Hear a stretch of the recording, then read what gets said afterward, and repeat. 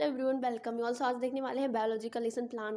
अगर आप भोजन के अवयव के कंपोनेंट ऑफ फूड के बारे में बना रहे हैं तो कैसे बनाएंगे। देखिए हिंदी में सारी चीज़ें लिखी हुई हैं। देखिए आपको उद्देश्य में क्या लिखना है, यानी कि आप व्यवहार में क्या परिवर्तन चाहते हैं बच्चों को ये पाठ पढ़ाने के बाद।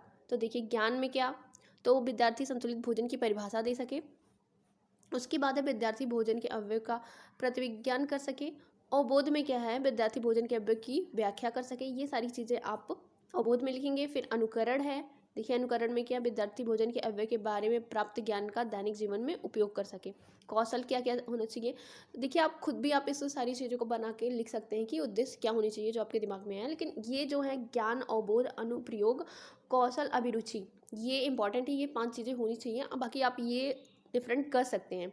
देखिए अभिरुचि में क्या, विद्यार्थियों में भोजन के अवयव के बारे में अधिक जिज्ञासा व रुचि उत्पन्न हो सके।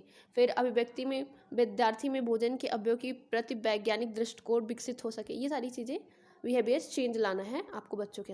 उद्देश्य हमारा हो गया। अब सहायक सामग्री आपको क्या चाहिए। अब क्लास में वैसे तो नहीं, अगर आप साइंस के टीचर हैं तो वैसे तो नहीं जा सकते ना, तो थोड़ा बहुत आपको सहायक सामग्री, जैसे कि आप चार्ट बना लें तो चार्ट में आप प्रोटीन, कार्बोहाइड्रेट क्या है, ये सारी चीज़ें बच्चों को अच्छे से देख के समझ आ जाएगी।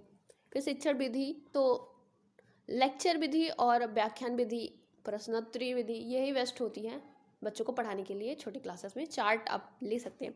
फिर पूर्व ज्ञान, बच्चों का पहले पूर्व ज्ञान आप उनको कितना आता है, ये सारी चीज़ें जानना भी ज़रूरी होती है।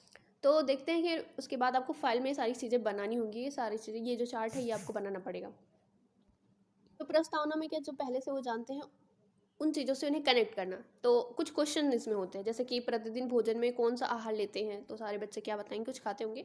रोटी सब्जी दालें हमें कहाँ से क्या देती हैं, तो इससे ऊर्जा मिलती है। ऊर्जा हमें भोजन में किससे प्राप्त होती है, तो भोजन के अवयव यानी कंपोनेंट से प्राप्त होती है। भोजन के अवयव के बारे में आप क्या समझते हैं, तो यहाँ पे एक समस्या आ गई बच्चों के सामने, तो अब आपको उसे एक्सप्लेन करना होगा।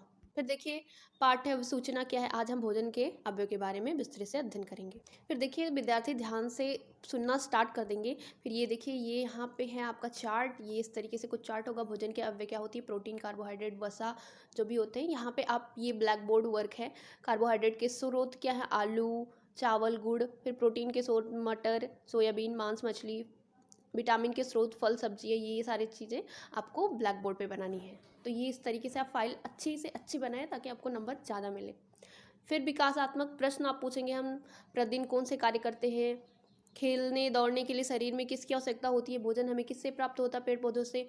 हमें कौन कौन से पोषण अवयव मिलते हैं, ये सारी चीज़ें। उसके बाद इस प्रस्तुतिकरण यानी प्रेजेंटेशन, आपको ये मेन पार्ट होता है, यही सारे कंपोनेंट्स देता है बच्चों को। ठीक है, तो संतुलित भोजन के बारे में बताएंगे। यहाँ पे आप देख सकते हैं क्या क्या है। ठीक है, तो ये सारी चीज़ें आप स्क्रीनशॉट लेते चलिए। ठीक है, ये सारी चीज़ें।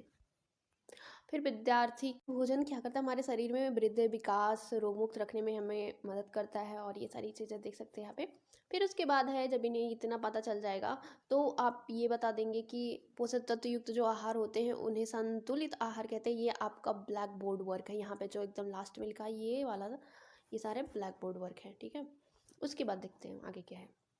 भोजन में अवयव का महत्व, अब कंपोनेंट का क्या महत्व है, तो शरीर में ऊर्जा किससे मिलती है, ये सारे प्रश्न आप विकासात्मक प्रश्न पूछ सकते हैं। भोजन में कौन कौन से तत्व होते हैं, प्रोटीन, वसा, विटामिन, हमारे शरीर में क्यों महत्व है। फिर आप क्या उन्हें बताएंगे कि पोषक तत्व शरीर को स्वस्थ रखने में, निरोग बनाने में, ये सारी चीज़ें संतुलित आहार सेवन में इन रोगों से बचाया जा सकता है। फिर जिस प्रकार कार्बोहाइड्रेट का सेवन से शरीर को ऊर्जा मिलती है, तथा उसके बाद है, देखिए वसा से क्या होता है, तो उसमें ऊर्जा मिलती है, और प्रोटीन से वृद्धि होती है और विकास होता है। तो ये सारी चीज़ें आप बताएंगे। अब देखिए बच्चों को आंशिक ज्ञान हो चुका होगा। फिर अब ब्लैक बोर्ड में बताएंगे कि ऊर्जा, कार्बोहाइड्रेट जो होता है, देखिए किससे किससे मिलता है ऊर्जा, तो देखिए कार्बोहाइड्रेट वसा से, और वृद्धि जो कराता है वो प्रोटीन कराता है, और शरीर की रक्षा जो करता है वो विटामिन करता है। एंड फाइनली जो लास्ट होगा वो मूल्यांकन होगा, यानी कि आपको लास्ट में फाइल के लिखा होगा मूल्यांकन, तो वहाँ पे ये सारी चीज़ें आपको लिख देनी है कि मूल्यांकन में क्या, शरीर को ऊर्जा, ये कुछ आप बच्चों से क्वेश्चन पूछेंगे, फिर उसके बाद गृह कार्य देंगे। ठीक है, तो ये सारे हो गए। Thank you.